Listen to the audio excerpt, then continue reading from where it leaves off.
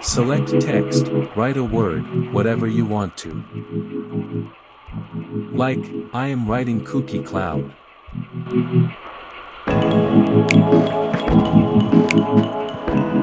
We are going to change the font to Kelsey 1 Fill.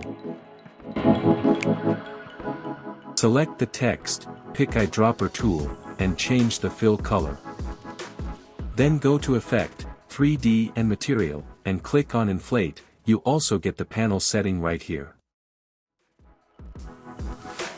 I am going to increase the depth a little. From here let's go to Material, right here. And down at the bottom you can find base properties, so we got roughness and metallic. I can increase the metallic somewhere around 0.2. And now we are going to go up here to the lighting.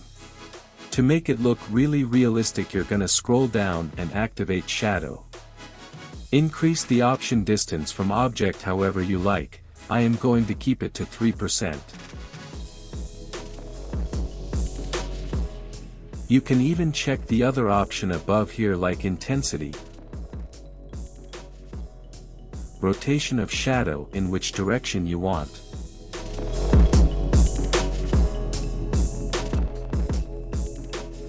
Height of the shadow and softness of shadow.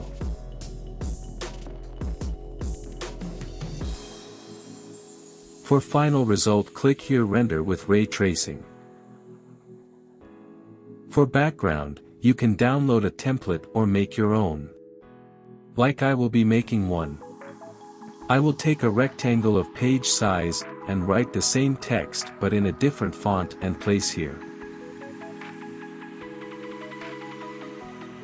Make a copy of it, I have made 4 copies, and place them under the bubble text.